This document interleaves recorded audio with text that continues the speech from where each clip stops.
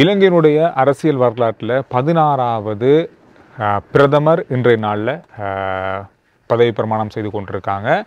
தேசிய மக்கள் சக்தி ஆட்சியை கைப்பற்றி ஜனாதிபதி அன்ருகுமார திசாநாயக்க அவருடைய முதல் பதவி வழங்கின ஒரு சந்தர்ப்பமாக இந்த பிரதம பதவி இன்றைய நாளில் வழங்கப்பட்டிருக்கிறது. அவருடைய ஆட்சியில் முதலாவது பதவியேற்பு நிகழ்வு இன்றைய நாளில் இடம்பெற்றிருக்கிறது. ஹரணி அமரசூரிய இவங்க நாங்கள் போன வீடியோலையும் சொல்லியிருந்ததான் ஒரு பெண் பிரதமர் இந்த ஆட்சியில் இருக்க போகிறாங்க. அது ஒரு முக்கியமான விஷயமா பார்க்கப்பட போகிறது இலங்கையினுடைய அரசியல் வரலாற்றில். அந்த அடிப்படையில் இன்றைய நாளில் பிரதமர் பதவி ஏற்கப்பட்டிருக்கிறது. ஹரணி அமரசூரிய இன்றைய நாளில் இலங்கையினுடைய 16வது பிரதம மந்திரியாக பதவியேற்று இருக்கிறாங்க. அது மட்டும் இல்லாமல் இன்னொரு முக்கியமான விஷயம், இலங்கையில் இருந்த அரசியல் வரலாற்றில் இது 3வது பெண் பிரதமர் அப்படின்றது குறிப்பிடத்தக்கது. முதலாவது பெண் பிரதமராக ஸ்ரீமாவோ பண்டாரநாயக்க அவர்கள் இருந்தாங்க.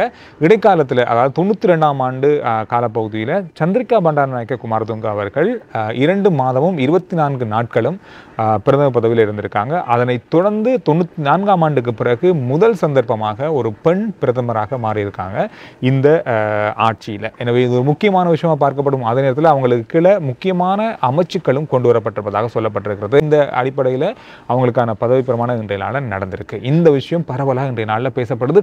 அதிகமாக இது உலக சர்வதேச ரீதியிலையும் பேசப்படுகிற ஒரு செய்தியாக மாறி இருக்கிறது. பெண் தலைமைத்துவங்கள் கடந்த ஆட்சி காலத்தில் இலங்கையில் மிக குறைவாகவே இருந்தது. அந்த அடிப்படையில் இந்த பதவியேற்பானது பிரதமருடைய பதவியேற்பு மிக மிக முக்கியமாக பார்க்கப்படுது. நேற்றைய நாளில் இந்திய தூதுவர் ஹரணி அமரசூரிய அவங்களை சந்தித்து பேச்சுவார்த்தை நடத்தியிருந்தாங்க. இது ஒரு முக்கியமான நிகழ்வாக பார்க்கப்படுது. அதிகமாக இந்தியாவினுடைய சந்திப்புகள் அதிகமாக இந்த 2-3 நாட்கள் இருந்ததை நீங்கள் பார்த்துருப்பீங்க.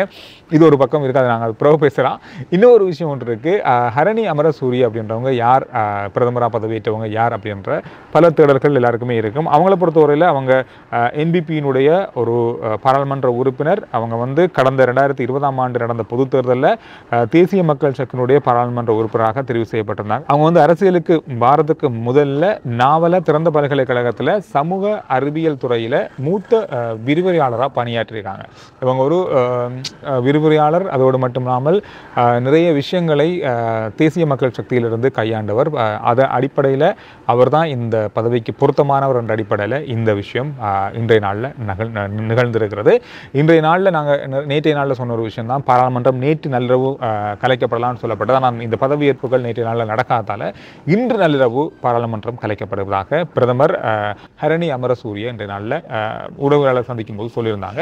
அதோடு இன்னொரு முக்கியமான விஷயம் இருக்குது. ஜனாதிபதி அன்ருகுமார திசாநாயக்க அவர்கள் இன்றைய நாளில் நாட்டு மக்களுக்கான ஒரு விசேட உரையை நிகழ்த்த உள்ளதால் இன்று இரவு 7 மணிக்கு இந்த உரை இடம்பெறும் என்றும் சொல்லப்பட்டிருக்கு. அதில் என்ன விஷயங்கள் இருக்குது அப்படின்றத முக்கியமான விஷயங்கள் சொல்லப்பட்டால் அடுத்த வீடியோவில் நான் உங்களுக்கு அதை பகிர்ந்து கொள்கிறேன். அதோட இன்னும் ஒரு பரபரப்பான செய்தி இன்றைய நாளில் பரவலாக பார்க்கப்பட்ட ஒரு செய்தி, முக்கியமான செய்தியாக இருந்தது.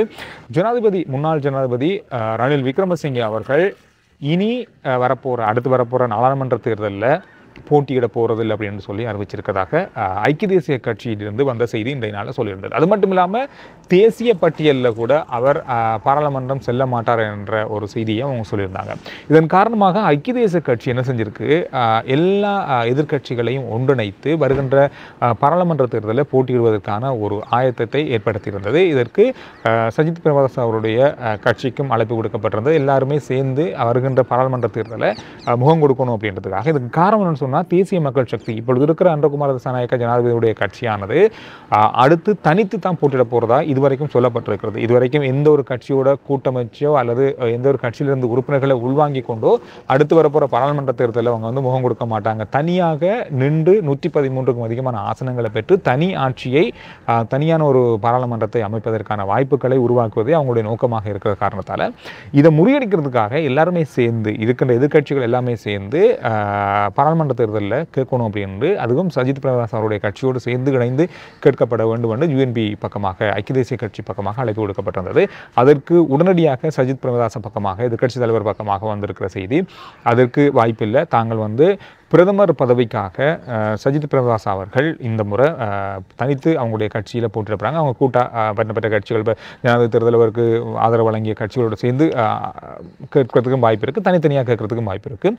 இருந்தாலும் பிரதமர் பதவிக்காக அந்த விஷயத்தை வந்து செய்ய போகிறதா சொல்லியிருக்காங்க. இது எந்த அளவுக்கு சாத்தியமாக போகுதுன்னு தெரியல. ஏன்னா ஏராளமான ஆதரவு அனுரகுமார் அதாவது ஜனாதிபதியுடைய கட்சிக்கு இருக்கிறதால ஜனாதிபதியுடைய இந்த தேசிய மக்கள் சக்தி தனியாக ஒவ்வொரு பிரதேசங்கள்லையும் வந்து போட்டியிடுவதற்கான இளைஞர்களை களமிறக்குவார்கள் சொல்லப்படுகிறது. புதிய முகங்களை அவர்கள் களமிறக்கப் போகிறார்கள். அடுத்து வரப்போகிற ஆட்சியில் நிறைய புதிய முகங்கள் இருக்க போகிறது. அது மட்டும் இல்லாமல் ஏற்கனவே சொல்லப்பட்டதா இப்போ இருக்க பாராளுமன்ற உறுப்பினர்கள் கிட்டத்தட்ட 150 முதல் 170 பாராளுமன்ற உறுப்பினர்கள் அடுத்து வரப்போகிற பாராளுமன்ற தேர்தலில் வெற்றி பெறாமல் பாராளுமன்றத்தை விட்டு வெளியேற வாய்ப்புகள் இருப்பதாக சொல்லப்பட்டிருக்கு.